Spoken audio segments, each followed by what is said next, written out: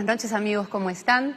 Esta noche los saludo no solo a nombre de mi programa y de mi canal, sino a nombre de los otros canales también, porque estamos en una ocasión muy especial.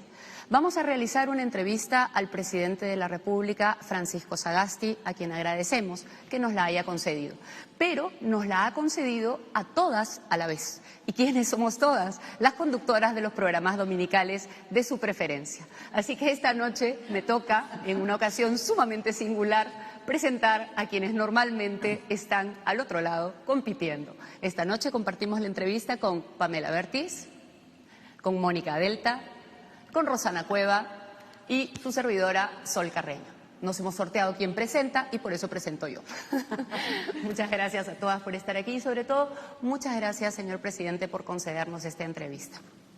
Muchísimas gracias a ustedes y bienvenidas a esta casa, bienvenidas a Palacio de Gobierno, que es la casa de todos los peruanos y de todas las peruanas, en las cuales estaré aquí por un corto tiempo para servir al país.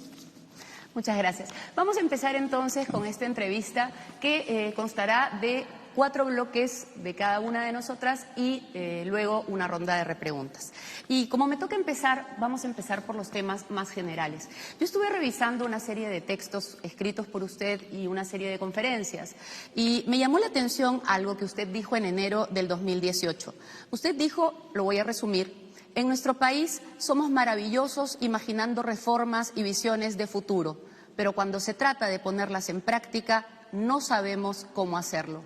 Mi primera pregunta, señor presidente, es: ¿ya tiene usted alguna idea de cómo hacerlo? Estoy tratando de tener una idea de cómo poner en práctica. En la experiencia que he tenido a lo largo de los años, lo que he visto es que hay personas capaces de imaginar, diseñar, y hay personas capaces de hacer las cosas. Pero rara vez en un país como el nuestro se encuentran personas que son capaces de hacer las dos cosas. Y desgraciadamente a lo largo de nuestra historia, no solo reciente, sino prácticamente de toda nuestra vida republicana, hemos tenido cosas maravillosas, pero nos ha faltado la capacidad de ejecución y sobre todo la capacidad de vincular ideas con acción.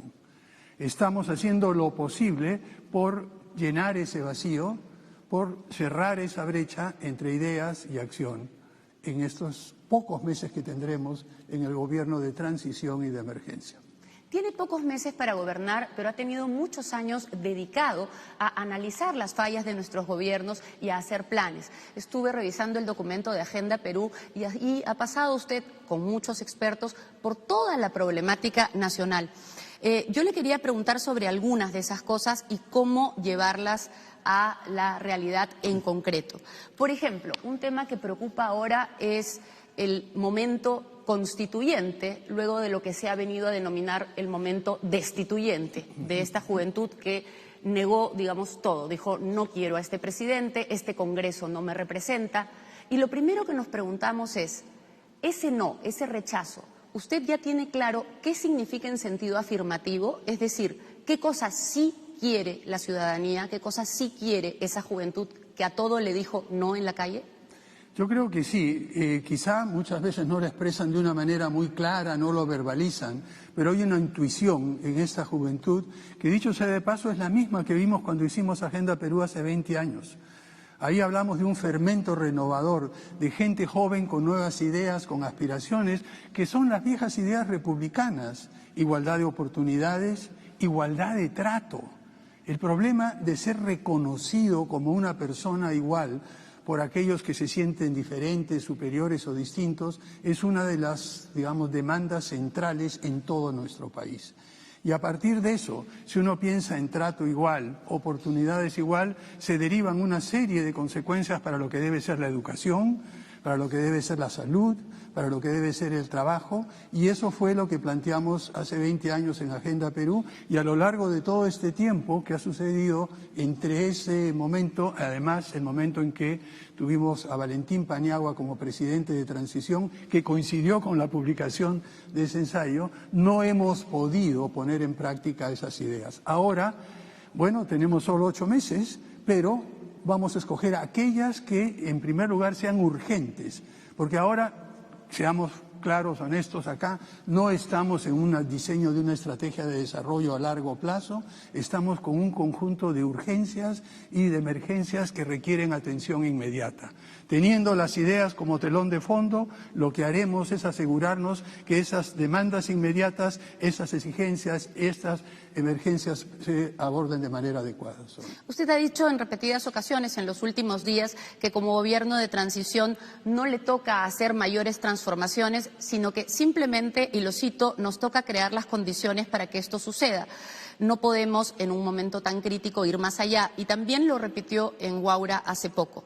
Sin embargo, usted acaba de decir otra cosa que también ha dicho, que si bien no se pueden hacer grandes transformaciones, sí se requieren ciertos actos concretos. Entonces, mi siguiente pregunta ya le pide que concrete algunos de estos actos, si es que ya ha pensado cuáles son esos pequeños actos concretos que cree que puede hacer en estos 8 meses para dejar un país más preparado y más pacífico, que es lo que usted ha anunciado para el Bicentenario. Básicamente 3 tipos de cosas. En primer lugar, dar un rumbo. Es decir, devolverle al país la confianza y la esperanza en sus gobernantes. Yo creo que eso es lo primero. Y con el comportamiento, con la transparencia, con el equipo que hemos escogido, lo primero y más importante es que la gente sienta que tiene un gobierno que está trabajando para ellos, que tenga la confianza y la esperanza. Ese es el primer punto. En segundo lugar, tenemos unas urgencias enormes. El tema de salud, la pandemia es terrible y ahí hay varios aspectos. Está todo el aspecto de prevención, en lo cual nos falta mucho, cómo evitar los contagios, todo el aspecto de tratamiento, que realmente es complicadísimo con la carencia que tenemos en hospitales, etcétera, y luego está el tema de la vacuna. La vacuna va a tener que tomar un papel protagonista en este tema porque tenemos que hacerla en pocos meses, tenemos que conseguir las vacunas, o sea que estamos abocados a eso. En segundo lugar está el tema de trabajo.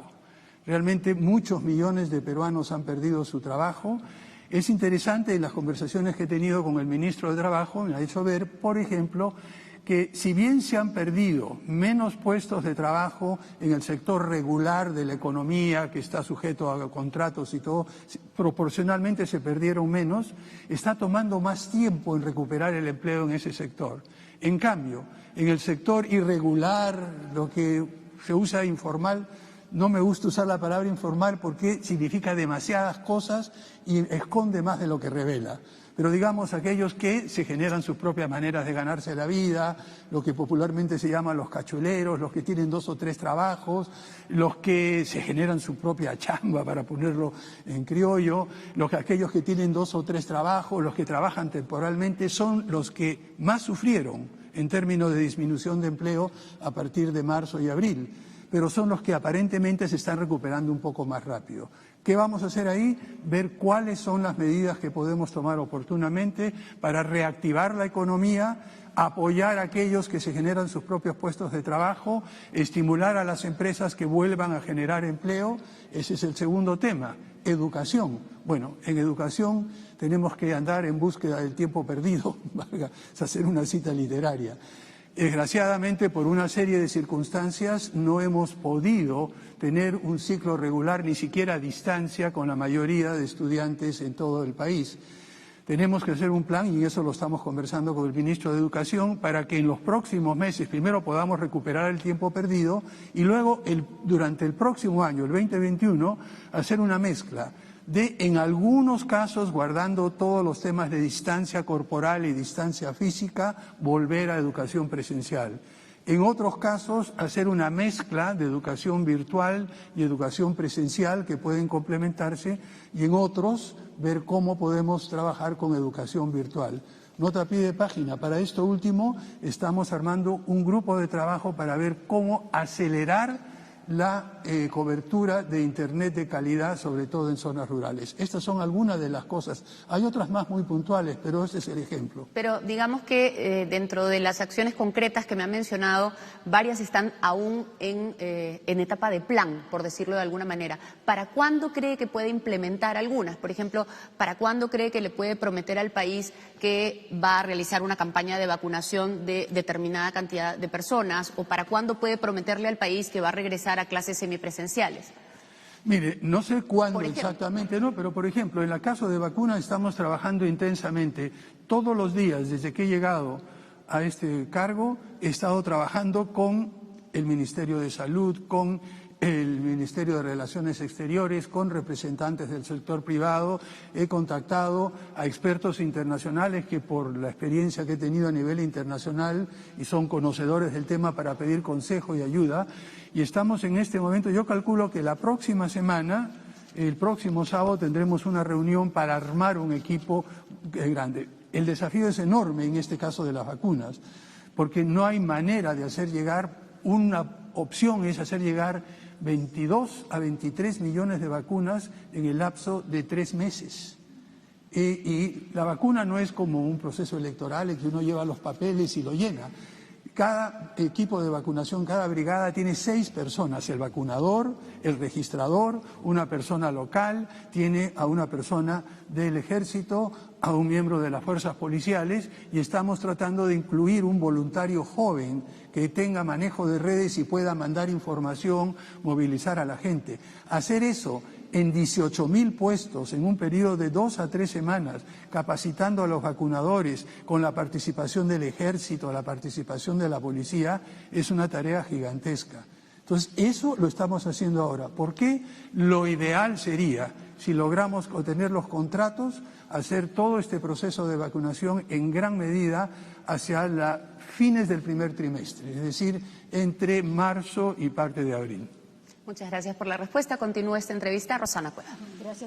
Gracias, presidente, por esta entrevista.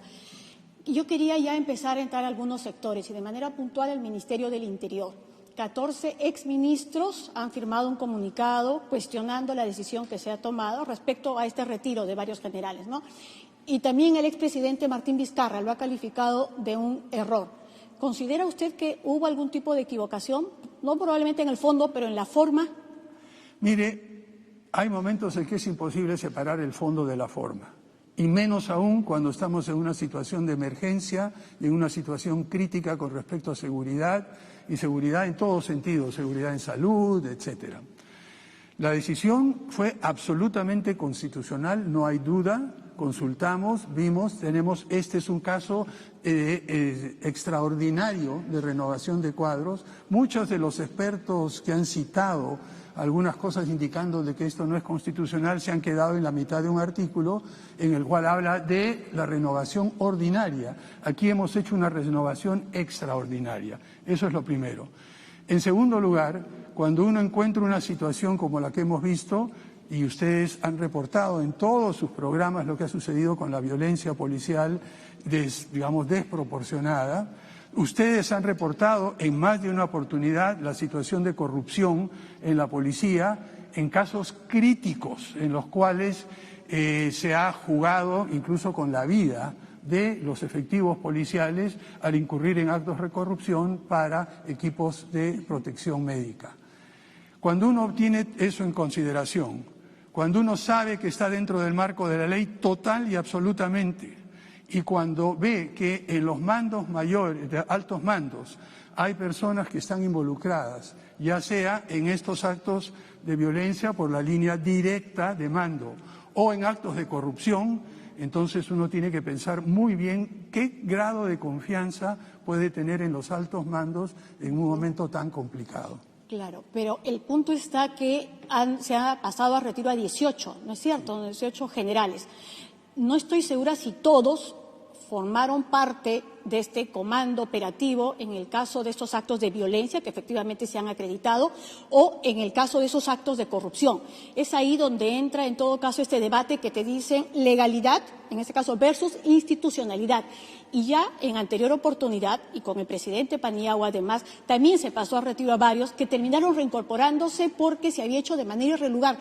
¿Podemos estar corriendo ese riesgo en esta oportunidad? Mire, yo creo que vamos por partes, ¿no? El primer tema que usted mencionó, si las normas que rigen a la policía pudieran interpretarse de tal manera de que saco al número 9, saco al número 7, eso no se puede hacer. Realmente uno tiene, cuando quiere escoger a alguien, que en el cual tiene confianza, tienen que salir todos los anteriores. Desgraciadamente, estas son las normas rígidas de la jerarquía en las Fuerzas Armadas y en las fuerzas policiales, primero. Segundo lugar, como usted bien ha mencionado, entre las personas que están en esa lista que han sido pasadas al retiro, hay personas que han participado o por lo menos han tenido injerencia en estos actos que usted ha mencionado, hay personas que han sido repuestas por mandato judicial, pese a que hay una sentencia del Tribunal Constitucional posterior a la reposición de ellos que indica que es absoluta prerrogativa del Poder Ejecutivo el separar los mandos y que el Poder Judicial, por la separación de poderes, no puede intervenir en un acto de esa naturaleza. O sea que ya tenemos ahora, de ahora en adelante, una sentencia del Tribunal Constitucional que, si se hubiera hecho anteriormente, hubiera impedido la reincorporación de al menos de 5 a 7 generales. Y en tercer lugar, hay otro grupo que están involucrados en estos actos que ustedes han denunciado. Pero eso sí tiene usted razón. Queda un grupo de gente, quedan 3 o 4 altos mandos que están limpios. Si hubiera sido posible hacer lo que usted plantea y escogerlos y luego de poner encima, desgraciadamente no es posible hacer eso. Ya. ¿Qué garantiza que esta reforma, bueno, ustedes no terminan de llamarla reforma, es verdad, pero en el caso de Valentín Paniagua, el expresidente, también se decía sentar las bases de la reforma? ¿Es eso lo que se está haciendo y por qué esta sí tendría éxito y en qué falló en todo caso la anterior? Mire, hay varias razones, no voy a entrar en todas y cada una de ellas, pero en primer lugar, en este caso, este proceso de fortalecimiento y modernización de la policía tiene una cosa muy clara: todo el apoyo del presidente y de la presidenta del Consejo de Ministros. O sea que, en primer lugar, cuentan con eso.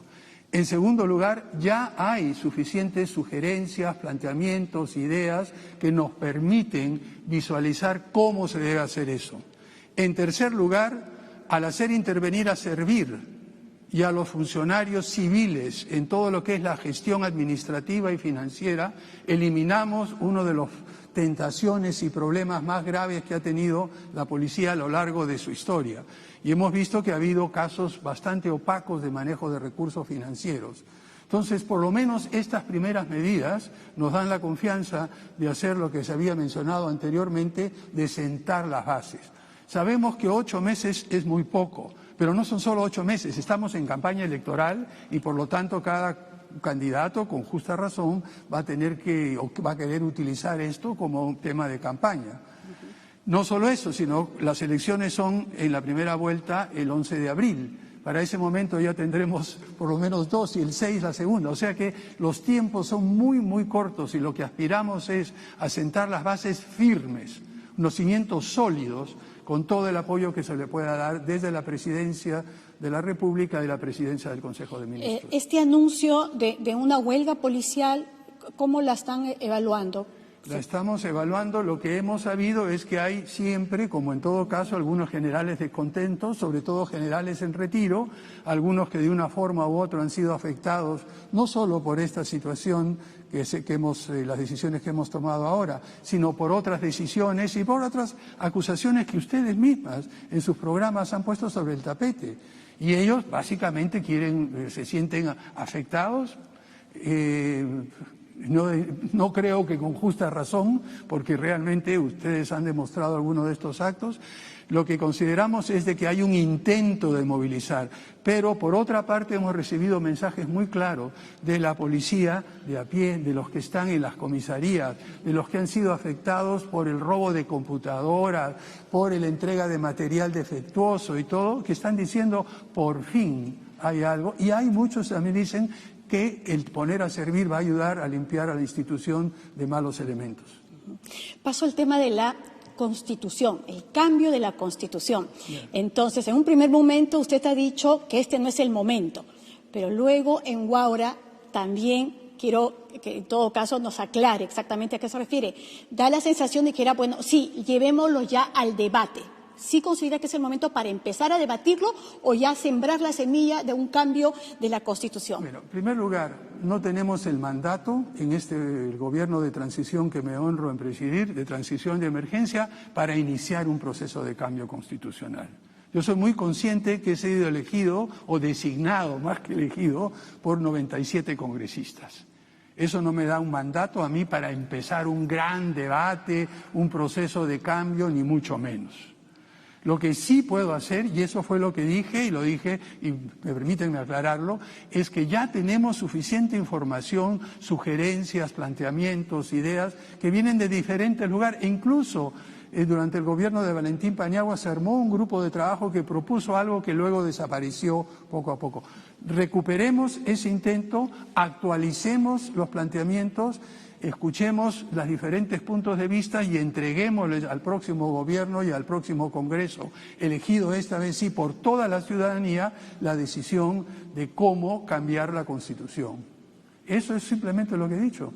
Y además de eso he añadido que en todo el mundo las constituciones van evolucionando poco a poco. La Constitución actual ha tenido una serie de modificaciones, no hay que tenerle miedo a eso. Y lo que podemos hacer dentro de este tiempo limitado es lo que mencioné. Recoger información, sentar las bases. Ya en este momento el Acuerdo Nacional está convocando a un grupo, nos parece excelente que ese sea el escenario que lo haga, pero no vamos a ir más allá. No tenemos la legitimidad y no tenemos en este momento ni el tiempo ni la legitimidad para hacerlo, Rosana. Presidente, se me acabó el tiempo, así que le cedo la posta a Mónica Delta. Muchas gracias. Gracias. Presidente, ¿cómo está? Muy buenas noches. Gracias por recibirnos a todas. Yo quería insistir en el tema de la Policía Nacional, no por una razón de tipo personal, sino que creo que hay que medir también la dimensión de lo que puede provocar una situación de insatisfacción. Usted ha señalado que efectivamente varios de los que han sido pasados al retiro están vinculados o a los exabruptos que ha tenido la policía en las manifestaciones o a las denuncias que han habido vinculadas efectivamente a las compras, a la logística del instrumental sanitario. Pero usted ha dicho que hay 2 o 3 que han pagado, digamos, como justos entre los pecadores. Y en esos 3 podría estar el comandante general o el excomandante general, el general Velasco. ¿Por qué? Él ha estado en la unidad de cuidados intensivos, no ha estado en las manifestaciones, ha tenido adherencia y ha mostrado públicamente que hay una disconformidad en la decisión que usted ha tomado. Es decir, en esa sensación, en esa relación, ¿se ha medido bien lo que podría provocar una insatisfacción en esos niveles? Mire, cuando recibí el reconocimiento de las Fuerzas Armadas y Policiales, reconocí al general Orlando Velasco por su dedicación y por tan poco tiempo después de haberse recuperado, el haberse incorporado a sus actividades, y me parece que es una persona digna de tomar en cuenta en cualquier otra tarea futura. Pero vamos al tema de insatisfacción, que tiene 2 niveles. Entiendo la insatisfacción de aquellos que han sido retirados y he explicado las razones y todo eso. Pero por favor, no traslademos esa insatisfacción al resto de los efectivos de policía. Estos llamados a huelga lo que hacen es distanciar más a la policía de la ciudadanía, en momentos en el cual el gobierno de transición y emergencia quiere acercar, quiere volver a poner a la ciudadanía en contacto con su policía. Una huelga en estas circunstancias los alejaría más. Yo creo que hay que reflexionar sobre ese tema, no creemos que sea algo que pueda suceder y menos aún que cualquier oficial responsable de alto rango en actividad o retirado siquiera esté pensando en un momento tan crítico en el país fomentar una acción de ese tipo. Pero usted está llamando a una reflexión entre quienes están disgustados por una decisión que ha tomado el gobierno o efectivamente tienen la certeza de que los mandos inferiores de la policía están tranquilos con este pase al retiro. La información que tenemos, que es muy difícil conseguir en tan corto tiempo, es que hay muchos efectivos de la policía que han estado, al contrario, molestos con la forma en la cual se ha manejado la institución por cosas como lo que usted ha mencionado. algunos disconformes con todo el tema de corrupción, otros disconformes con el tema de trato, etcétera, y algunos también disconformes con la forma así, digamos, excesiva que se usó la fuerza. La información que tenemos es que la mayoría de los efectivos son conscientes de su labor, estamos seguros de que cumplirán sus responsabilidades a cabalidad, y lo que yo quisiera hacer es un llamado a estos altos mandos, a estos oficiales, que por favor acepten la situación, conversémosla de otra manera, que podemos tener otras oportunidades, pero que de ninguna forma traten de crear una situación de zozobra en la ciudadanía y en la policía. Conversar no podría ser revertir, porque eso es lo que están pidiendo, e incluso están pidiendo la renuncia del ministro del Interior, ¿no? No, esto está descartado. Yo le digo, no tenemos tiempo para andar en experimentos. El ministro del Interior tiene toda la confianza de la Presidenta del Consejo de Ministros y toda mi confianza. No estamos para entradas y salidas y juegos de ajedrez, que entra uno y sale otro, un momento tan crítico por un grupo de oficiales disconformes, la mayoría de los cuales está cuestionado. Entremos a otro tema, que es el tema del Congreso, que también parece ser que hay disconformidad en algunos. Son los mismos votos que están ahí, que vacaron a un presidente. Probablemente podrían volver a hacerlo. Están con sangre en la cara, pero en este momento tienen una especie de condena, digamos, de la ciudadanía. Así que en ese sentido van a tener que guardar ciertas formas. Pero ya yendo al tema presupuestal, es decir, tratan de poner como caballito de batalla una serie de inversiones o proyectos que tienen los congresistas, que eso generaría un problema dentro del presupuesto del 2021. ¿Cómo responder a eso? Usted, digamos, es presidente encargado, está en un gobierno de transición y de emergencia, como usted bien lo ha señalado, pero la realidad es que el Congreso está en otra expectativa y usted está teniendo relación y conversaciones con los líderes, pero finalmente es el mismo Congreso. O sea, ¿cómo lidiar con eso?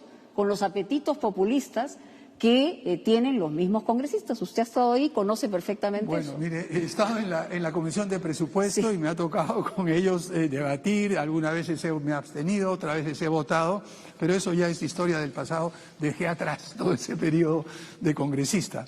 En este momento se está discutiendo el presupuesto. El ministro de Economía y Finanzas, Waldo Mendoza, que es una persona realmente muy capaz, muy comprometido, está en un diálogo continuo, tratando de precisamente hacer lo que usted dice, persuadirlos de que algunos proyectos que ellos están tratando de introducir dentro del presupuesto realmente no tienen cabida en este momento. ¿Por qué? Y yo lo entiendo, porque una de las cosas que he aprendido en el Congreso, nuevamente, debo confesar que después del proyecto Agenda Perú hace 20 años, donde viajé por todo el país, mis viajes a diferentes regiones han sido un poco esporádicos. Pero encontrarme con mis colegas, ex colegas en el Congreso, con esas demandas legítimas, esa postergación, ese ninguneo en muchos casos, lo que lo hemos visto de ministros, etcétera, me ha hecho darme cuenta de que muchas de esas demandas son legítimas. Y el problema no es de votarlas o ningunearlas o son ignorantes. Lo que yo he tratado de hacer en las comisiones, en las intervenciones, es decir, escucharlos. Y una vez que uno se escucha, mira, la forma en que estás planteando esto quizás no es la mejor. Déjame reinterpretar lo que estás diciendo y ver si lo podemos proponer. Y así ha sucedido en algunos casos. En la comisión que tuve el honor de presidir, la Comisión de Ciencia, Innovación y Tecnología, pregúntele a cualquiera de sus miembros, darán testimonio de esto. Eso es lo que está haciendo Waldo. El ministro de Economía y Finanzas está conversando con los congresistas y decirle, de acuerdo, esta carretera, este proyecto de inversión ha sido postergado por 7 años. En este momento necesitamos los recursos para vacunar a todos. Entonces, dejar eso para más adelante realmente es lo más conveniente para el país. Yo espero que sus dotes de maestro puedan persuadir al Congreso que la mejor manera de avanzar es tener un presupuesto equilibrado, un presupuesto balanceado, y que sus legítimas aspiraciones en muchos casos pueden ser satisfechas más adelante. Pero hay casos bien concretos. Pueden insistir, por ejemplo, en el retiro de fondos de la ONP. En el caso de las AFP ya esto fue promulgado. Es más, usted fue uno de los firmantes de este proyecto de ley, esta iniciativa en las AFP. el tema de la ONP generaría un problema gigantesco. Es imposible afrontar presupuestalmente esa posibilidad. ¿Cómo los va a convencer? Porque hay algunos que tienen buenas intenciones y hay otros que no tanto. Y eso también lo conoce, presidente. Bueno, tiene toda la razón. Así, yo no juzgo las intenciones, pero creo que usted tiene toda la razón. De ahí eso es muy sencillo. Desde el punto de vista de responsabilidad fiscal, desde el punto de vista ahora, ya no en el lado del Congreso, en el cual yo puedo firmar, puedo canalizar demandas, puedo plantear, puedo negociar con el Ejecutivo, pero estando del otro lado ya estamos en otro juego. Y a mí la responsabilidad es cómo mantener la estabilidad económica que necesitan todos los peruanos y peruanas para poder avanzar y progresar. Y en este sentido, que quede perfectamente claro, nosotros no consideramos que aprobar este proyecto de retiro masivo de la ONP es viable, es conveniente en este momento crítico. Yo creo también que algunos de que proponen eso lo saben muy bien, lo saben perfectamente. Saben que no es posible, saben que están usando argumentos que apelan a la ciudadanía, pero en realidad significan en la práctica dejar sin pensión a 600.000 mayores de 65 años y crear huecos enormes que a futuro dejarán sin pensión. Lo saben, se les ha explicado hasta la saciedad. Y por lo tanto, en ese caso, yo no soy el Ejecutivo, lo observó. Si se pasa por insistencia, lo llevaremos al Tribunal Constitucional. Que quede perfectamente claro ese tema. Me han dado el tiempo, le agradecemos muchísimo, presidente, y le pasamos a Pamela Vértiz. Tenemos que ir a la pausa, ¿verdad? Sí, vamos a la pausa en esa entrevista con el presidente Francisco Sagasti y regreso para formular mis preguntas. Gracias.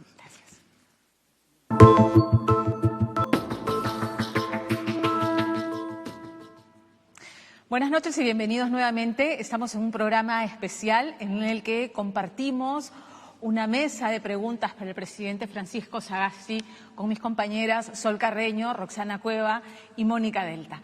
Es mi turno de plantear preguntas, presidente, y quisiera retomar el tema económico porque veo con preocupación que el Congreso y las bancadas están presentando proyectos que supondrían inversión por 5.000 millones de soles, que suponen 4,2 puntos del PBI. El viernes el Consejo Fiscal ha sugerido en un documento que ha publicado que en caso se aprueben estas leyes por insistencia en el Congreso que supongan incremento del gasto público, que el Ejecutivo cumpla con su obligación de acudir al Tribunal Constitucional. Usted ha dicho que en el caso de la ONP si ocurriera que por insistencia lo aprueban, lo haría. Entonces, en este caso, digamos, este incremento de presupuesto que no le corresponde al Congreso, ¿actuaría de la misma manera? Veremos caso por caso. No todos son iguales, de repente hay algunas cosas que sean justificadas, no hemos recibido todavía las leyes, sabemos que hay muchísimos proyectos, hay reclamos y yo creo que lo responsable como presidente y respetuoso del Congreso es examinar cada una de las leyes en sus méritos, sus implicancias y eso es lo que haremos. Ayer nomás, Humberto Acuña, que es el presidente de la Comisión de Presupuesto y que además es una persona que tiene pendiente que se le levante la inmunidad para ir a responder ante la justicia porque ya tiene una sentencia, ha presentado 276 proyectos adicionales por 1.546 millones.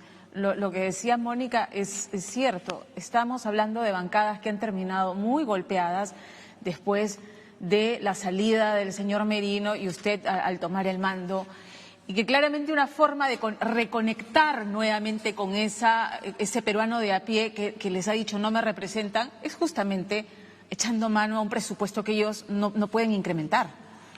Ellos lo saben y saben perfectamente. Yo creo que la ciudadanía también lo sabe.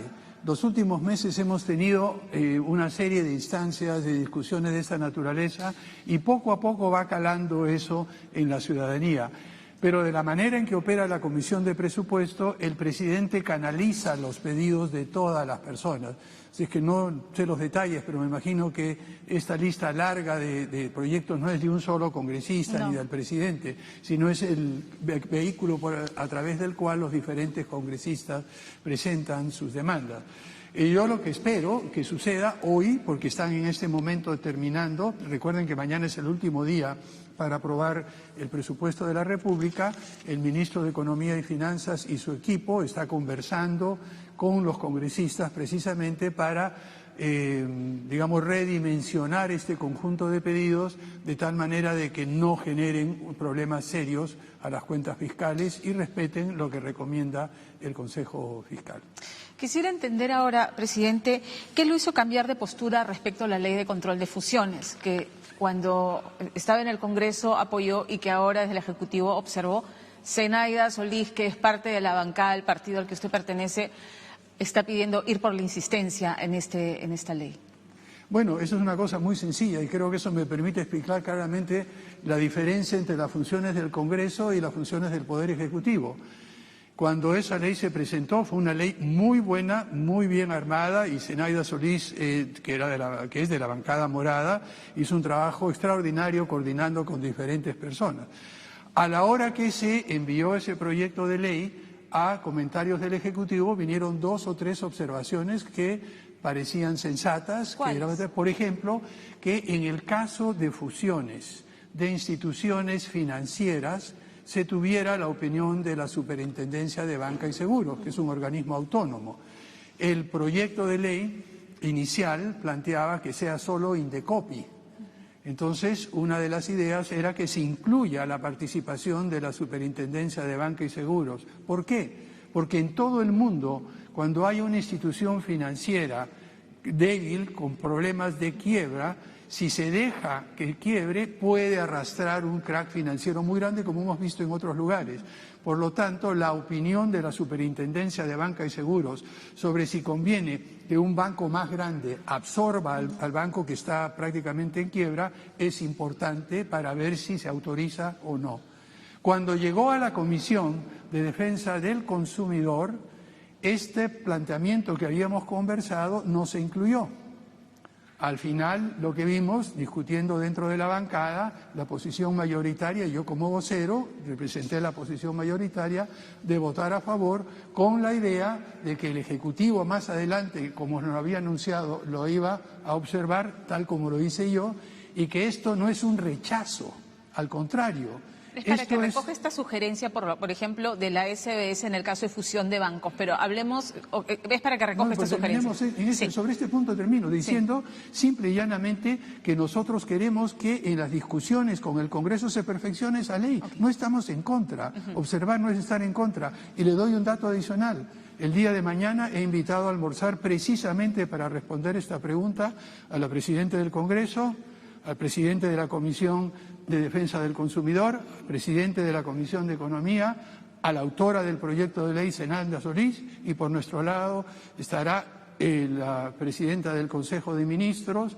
Indecopi y yo, y también hemos invitado a la Supervisora de Banca y Seguro, que es un organismo autónomo, precisamente para conversar y explicar cómo creemos que se puede mejorar esta ley. Una observación no es un rechazo, es una oportunidad de mejora, Pamela. También están teniendo estas conversaciones Ejecutivo y Congreso respecto a la reforma integral del sistema previsional. Hay un proyecto de Carmen Omonte que genera preocupación. La encuesta de Ipsos señala que el 93% de los aportantes dicen no, yo quiero que del sistema privado siga siendo mi fondo particular y personal, ¿no? Y la propuesta más bien va a la creación de una gran entidad que administre los fondos públicos y privados. ¿Hay conversaciones en torno a este proyecto? He conversado con la congresista Carmen Omonte sobre este tema. Sabemos, y ella es muy consciente, de que el tiempo es muy limitado para aprobar una ley de reforma de esta naturaleza. Tengo entendido que lo que va a plantear es una ley de bases, una ley marco en esto. Ahora bien, ese 93% que usted menciona ese porcentaje se refiere a los afiliados a la AFP. A las AFP, claro. Perfecto. Lo que recuerdo, y nosotros participamos, uno de los congresistas del Partido Morado era miembro titular y yo era miembro suplente, proponiendo algunas ideas de buscar un justo medio entre un sistema que por un lado sea individual, pero por otro lado contenga un componente solidario. Nosotros creemos que es muy importante. Lo que está planteándose ahora permite abrir un espacio dentro de algunos principios de un marco general para que se diseñe un sistema ya en profundidad y con detalle con otras leyes que permita armonizar los 9 principios que aprobamos todos por consenso en esa comisión, que incluyen sostenibilidad, solidaridad, en fin, toda una serie de criterios. Y lo que se estuvo haciendo, por lo menos hasta donde estuve yo en ese momento, es asegurar que cada una de las propuestas que se hacían encajara de entre los principios. Yo confío, y yo debo reconocer el trabajo que ha hecho la congresista Monte, que es de otro partido, pero al verla presidir esa comisión con tino, con paciencia, incluso escuchando a algunos congresistas miembros de esa comisión que realmente sobrepasaban totalmente el marco de trabajo de la comisión y sin embargo mantener la tranquilidad, la paz y hacernos llegar a los miembros de la comisión a estos esquemas generales. Una precisión, me queda poco, 2 minutos creo, una precisión sobre, usted ha hecho mención a apelar a la solidaridad para poder compensar a quienes van a tener una pensión muy pequeña, ¿no es cierto? Sobre todo aquellos que están en el sector público. La misma encuesta de Ipsos recoge la posibilidad de creación de un impuesto para compensar a los que tienen pensiones pequeñas. ¿Es una posibilidad? Mire, hay muchas posibilidades. Algunas de las, por ejemplo, de los medios de pasar de esta ley marco a la práctica, son usar parte del IGB, aunque el IGB con su 18% está siendo perforado, por tanto, que al final va a quedar un GBI, ¿no? Una cosa negativo. Podría hacerse eso, pero cuando nosotros planteamos nuestra posición con respecto a las AFP en el Pleno, dijimos muy claramente lo siguiente, que se requieren 3 reformas simultáneas. Pensiones no se puede reformar sin una reforma tributaria y no se puede hacer esto sin una reforma laboral. Se está empezando por la ley marco de reforma de pensiones, pero el próximo no nos corresponde a nosotros, no tenemos el mandato, pero claramente el próximo gobierno tiene que hacer una reforma tributaria y tiene que hacer una reforma laboral. Y solo cuando tengamos estas 3 cosas, y ahí viene alguna de las ideas de estas visiones de futuro, tenemos la concepción muy clara de que no se puede, digamos, reformar uno sin reformar los otros. Y eso es una tarea del próximo gobierno y ojalá que sentemos las bases para eso. Gracias. Nos toca la última ronda, le doy el paso a Sol. Gracias, Pamela. Voy a hacer, bueno, en esta segunda ronda es menos tiempo y quisiera hacerle 2 preguntas por lo menos, así que le ruego brevedad y precisión en las respuestas. Tomando la preocupación económica que han mencionado aquí algunas de mis compañeras y algo que nos dijo usted, que el Perú es un país muy singular con esto de la informalidad y que para usted y para el gobierno es prioridad el tema de la reactivación. Hay ciertas cosas que sí se pueden hacer en poco tiempo, como por ejemplo cambiar enfoques de las normas. Estamos acostumbrados a tener demasiadas regulaciones. ¿Ha pensado, por ejemplo, su gobierno en cambiar, de hacer estas extensas y complicadas listas de esto se permite y esto no, a pasar una premisa de que se permite en principio trabajar y que solo se prohíben ciertas cosas? O, por ejemplo, en el tema de la educación, son muchas las cosas que hay que hacer, pero ¿ha pensado, por ejemplo, en garantizar algo tan concreto como que todos los colegios tengan baños con agua, desagüe y jabón? La respuesta es sí a las 2 cosas. Eso en educación está trabajando y es una de las prioridades del Ministerio de Educación, pero poner baños operativos y jabón en todos los colegios es algo que trataremos de hacer. Nos ayuda un poco el hecho de que van a ser clases virtuales en parte, pero esa es una tarea que realmente tiene años de estar postergada y que en 8 meses sola podremos empezar, pero sí. Con respecto a regulaciones también, una de las cosas que es importante, ustedes han visto la Plaza de Armas, ya pueden caminar, ya pueden pasar y vamos a ir reduciendo, somos convencidos que la sobreregulación de actividades puntuales no solamente limita la iniciativa individual, limita la libertad individual, sino que crea situaciones perniciosas de distorsiones que no son adecuadas. Entonces, ¿podría garantizarnos que va a cambiar ese enfoque y más bien dar pocas normas prohibitivas y tener como principio que la gente puede tratar de trabajar, tratar de salir? Bueno, ahí tenemos un dilema complicado entre la protección de la salud y las oportunidades de trabajo. Pero claramente estamos en esa dirección. La reunión que tuvimos esta mañana y que hemos tenido en las sesiones del Consejo de Ministros anteriores, la ministra Massetti, el ministro de Producción, la ministra de Turismo, etcétera, hemos conversado de buscar justo ese medio de ir reduciendo poco a poco. Pero miren, pasar de la excesivas regulaciones que hemos tenido hasta ahora. De un salto a muy poca regulación es difícil, hay que hacerlo poco a poco, digamos, de manera ordenada, de manera tranquila. Quiero terminar nuestra parte preguntándole ya sobre un tema de gestos políticos y relaciones políticas. En los últimos días y en general, en toda su actuación, usted habla mucho de concertar, consensuar. Se le ha visto recibir en Palacio a los líderes de la oposición, incluso a políticos sumamente cuestionados, y siempre con este talante de tratar de encontrar puntos en común. Pero algunas personas piensan que quizá eso sea una actitud demasiado ingenua. Incluso algunos lo han criticado abiertamente por reunirse con algunos líderes que tienen cuestionamientos muy serios.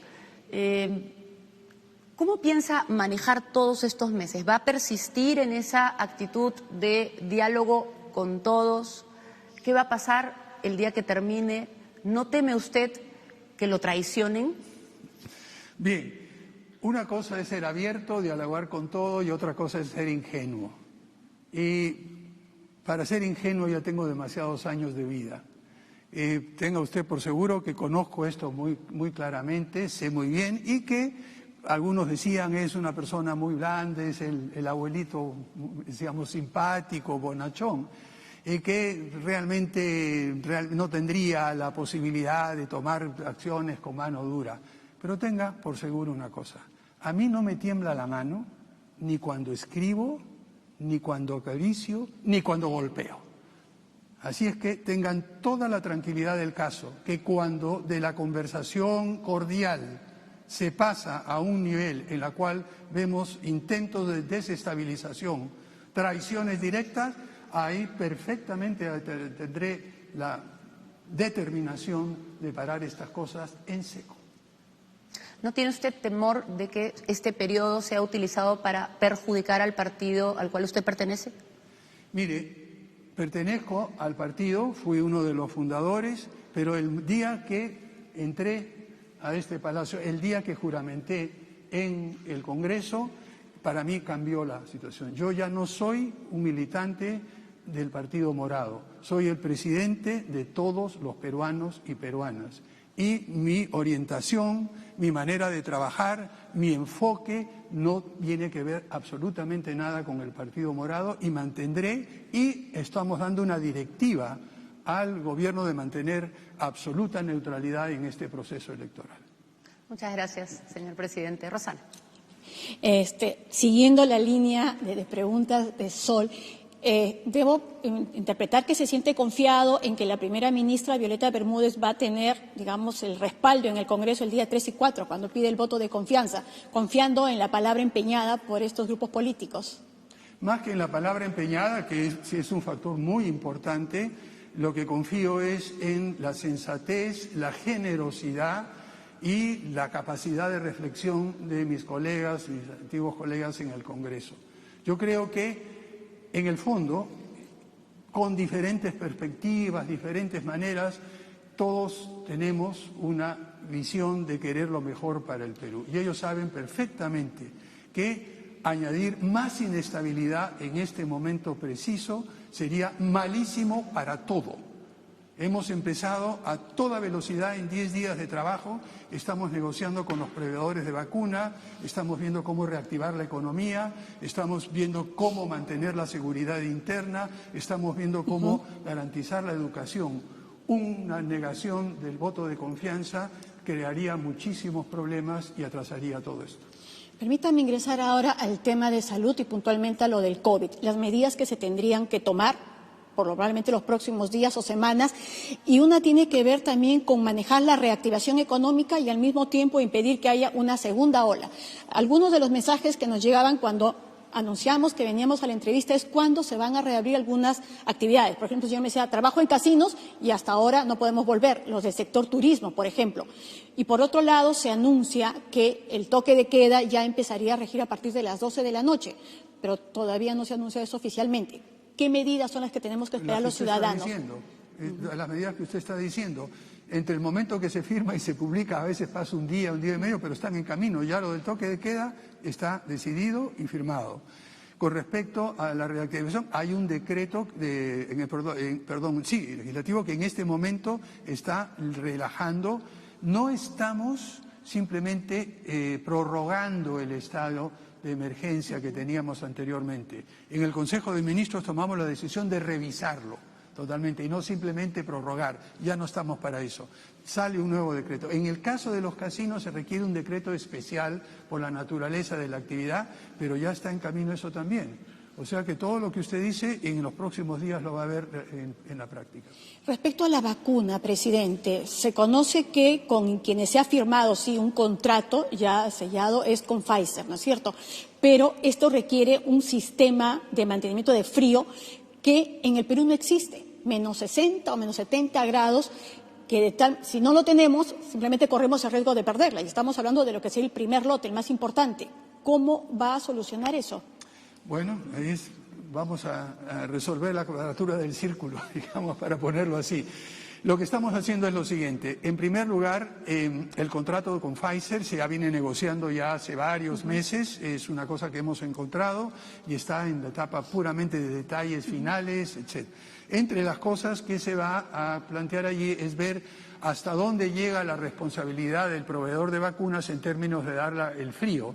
Y en esos detalles estamos hablando y luego identificando en qué lugares podemos tener por el tiempo requerido estas vacunas y complementarla con apoyo del sector privado y con el apoyo de otras instituciones para poder llegar en la última etapa. Claro, pero confían en poder garantizar este sistema de frío. Garantizar es demasiado. Lo que le puedo decir es que tenemos todo el esfuerzo en marcha, tenemos todas las medidas tomadas.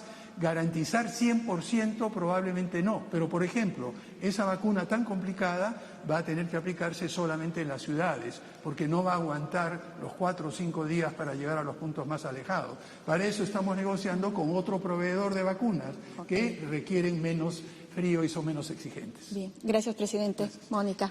Presidente, siguiendo las dos compañeras que me han antecedido, el tema de la posibilidad de una segunda ola de contagios, porque en realidad hay que buscar el balance exacto, todavía no se ha encontrado, entre reactivar la economía, por un lado, y por otro lado, mantener ciertas restricciones. Y se van a flexibilizar las mismas, porque usted mismo lo acaba de señalar. Pero ¿hay esa posibilidad de una segunda ola? Es decir, según la información que pueda dar la ministra de Salud y todo el conjunto de gente, ¿qué cosas señala en ese sentido? O sea, ¿cómo estamos enfrentando y en qué momento estamos? Bueno, los detalles los puede dar la ministra de Salud, que es excelente y tiene toda la información. Lo que le puedo adelantar muy brevemente es que en la mayoría de otros países se han dado una segunda ola y vemos la tragedia que es en Estados Unidos, los problemas de Europa. Probablemente venga algo. Lo que estamos observando no es tanto una ola, sino, hablando un poco en criollo, un tumbo. Un pequeño aumento que no sabemos si va a hacerse más grande o no. Y la otra cosa que estamos observando son rebrotes localizados. No entendemos muy bien por qué, y así ha sucedido en otras partes del mundo, y tampoco se sabe muy bien por qué. Lo que estamos haciendo es lo que les mencioné anteriormente. Todos los días estamos monitoreando, todos los días aprendemos algo, todos los días acumulamos información y vamos adaptando con flexibilidad los planes y la manera de actuar. Lo importante también es asegurarnos que si viene esa segunda ola, tengamos el mínimo de facilidades para poder atenderla. Ya hay contratos para tener más plantas de oxígeno, ya hay contratos para tener más UCI, ya estamos tratando de tener Pero las hospitales. vacunas, por ejemplo, se había señalado, lo dijo el expresidente Vizcarra, que a fin de año, es decir, el próximo mes o en los primeros meses, íbamos a tener 50.000 vacunas ya en el Perú. ¿Eso se mantiene o ha cambiado? Eso está esa es la Pfizer. Sí. Nos va a dar 50.000 vacunas en diciembre, no he dicho la fecha exacta. 50.000 vacunas significa 25.000 personas. Porque son 2 dosis. Son 2 dosis, sí. Lo que vamos a hacer es usar esas 25.000 como una prueba piloto, Vamos a probar el sistema de logística, poniendo un equipo que haga un seguimiento para ver qué funciona, qué no funciona, qué aprendemos de esta. Vamos a hacerla en ciudades con características muy distintas para ver si la temperatura, la distancia, los sistemas de almacenaje, en otras palabras, diseñando esas 50.000 vacunas que vienen en diciembre para aprender lo máximo posible para cuando venga ya el lote grande de vacunas, que empezaremos a aplicarlas probablemente hacia en marzo, abril, y más seguro abril. Aunque es corto el tiempo, hemos empezado hablando del problema institucional en la policía y de la cúpula, pero aterricemos el tema en el tema de la delincuencia. O sea, ¿qué es lo que se va a hacer para enfrentar esta situación de inseguridad? Porque evidentemente es una de las preocupaciones mayores que hay en este momento en la población. Cosas concretas. El ministro del Interior está preparando una lista de acciones concretas. Una de las que hemos hablado va a ser renovar la lucha contra la corrupción. Hay una lista larga que no quisiera mencionarla ahora. Es un título grande, ¿no? Renovar la lucha. El titular es que vamos a continuar luchando contra el crimen organizado, pero también contra los raqueteros, contra los sicarios y contra ver cómo movilizamos a la policía de tal manera de prevenir el crimen de pequeña monta, entre comillas, que afecta a todos los robos, los asaltos, etcétera. Allí vamos a tener que tener una estrategia muy centrada en la ciudadanía, muy centrada en los barrios. Vamos a ver si algunas de las cosas que se tenían en Barrio Seguro pueden realizarse, pueden reactivarse, pero más adelante el propio ministro del Interior dará la información y la presidenta del Consejo de Ministros anunciará en su plan, en su presentación en el Congreso, cómo haremos eso, Mónica. Muy bien. ¿Podremos ir a la playa el fin de semana o no? Solamente para terminar. Con distancia corporal y distancia física, porque no queremos hablar de distancia social. Los seres humanos somos sociables por naturaleza. Lo que tenemos que hacer es mantener esa conexión social, pero separándonos corporalmente y físicamente. Le doy el pase a Pamela. En el tema de pandemia, las clases presenciales, retomar el próximo año clases presenciales, ¿de qué va a depender? Me preocupa un poco que sigue quedando como gaseoso. ¿Cuáles son los precontratos de compra?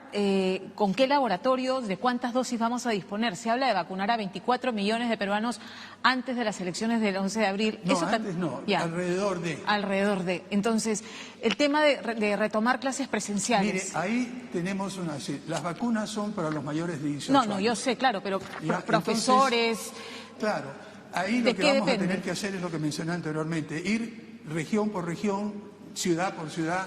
No podemos, en un país tan diverso como el nuestro, pretender desde el Ministerio de Educación dar una solución para todos. El ministro de Educación, bajo la coordinación de la presidenta del Consejo de Ministros y con la participación de la ministra de Salud, están viendo precisamente dónde podría hacerse presencial. Podría ser, por ejemplo, presencial solamente parte del tiempo, con virtual el resto. En fin, buscar una combinación adecuada. Y en eso están embarcados en este momento, Pamela. El jefe de la OMPE ha pedido una partida presupuestal para pagar a los miembros de mesa. Ya se asignó. Está asignada. Ya se asignó. Perfecto. La audiencia, cambiando de tema radicalmente, de la extradición de Alejandro Toledo es en marzo del próximo año. ¿Tenemos abogados contratados allá para que estén en la audiencia y le hagan seguimiento al tema?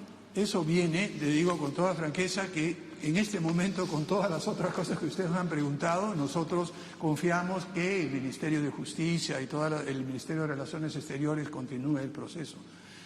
Pero es importante tener porque creemos que la justicia Alejandro Toledo claramente curso. Tiene dos abogados que son unos tiburones allá. El Estado peruano también tiene que tener a los suyos. Definitivamente eso seguirá su curso. Nosotros una de las cosas importantes que vamos a hacer, mantener la continuidad de aquellas cosas que están funcionando.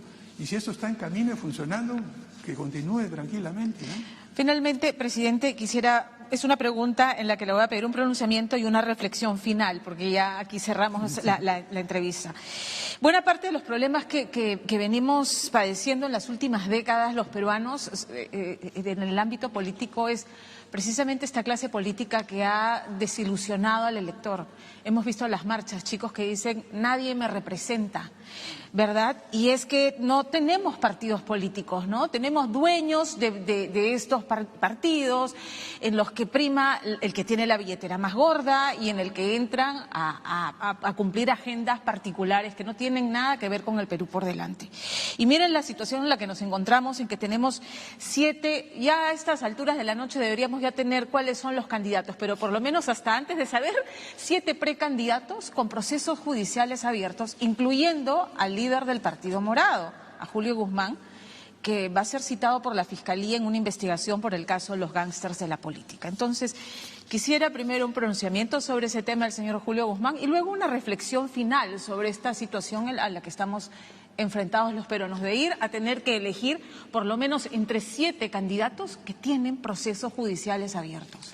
Mire, sobre cualquier miembro del Partido Morado no voy a emitir ninguna declaración. Yo ya me desvinculé, no interfiero, ni quiero venir, mantengo la neutralidad, así que eso está fuera de mi radar en este momento totalmente.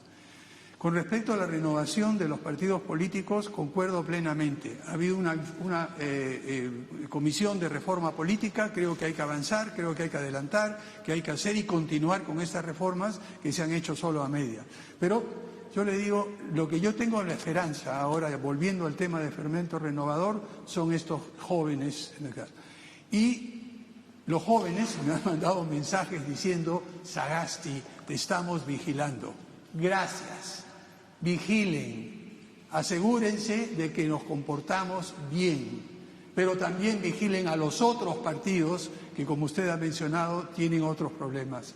Lo único que espero, simplemente para despedirme de ustedes a la hora de agradecerles, es que durante este corto gobierno de transición y de emergencia, este gobierno que quiere dejar una transición ordenada, queremos devolverle la confianza y la esperanza a todos los peruanos y a todas las peruanas. Muchas gracias a ustedes. Muchas gracias. Bueno, muchas gracias a todas. Agradecemos la entrevista que nos ha concedido el señor presidente y cada una de nosotras regresa ahora a su casa televisiva. Nos ha juntado a todos por primera vez, presidente. Bueno, ¡Caramba! No, eso me parece extraordinario, le digo. Yo admiro el trabajo de cada una de ustedes. A lo largo de los años las he visto evolucionar, he visto la forma en que han trabajado y mi profundo respeto. Ustedes saben que mi madre fue periodista, mi padre fue periodista. En esa época no eran televisivos, en esa época solo estaba aquí con Edgar. Así que, pero yo tengo un profundo respeto y además también ustedes conocen de mi entrañable amistad con Enrique Sileri, que es como un hermano que lo extraño todos los días y lo tengo en una foto en mi estudio, ya en la Manolina, que mirándome de la espalda, y recuerdo lo que él me decía: borra estos adjetivos, no necesitas 2 verbos, quita esto, está mal, la puntuación está mal, para poder decir las cosas con precisión, como trato de hacerlos en entrevistas con ustedes. Bueno, el presidente y el Perú se lo van a agradecer si lo hace bien, así que estaremos el 28 de julio todos viendo qué es lo que pasa. Muchas gracias. Muchas gracias. Buenas noches. Buenas noches.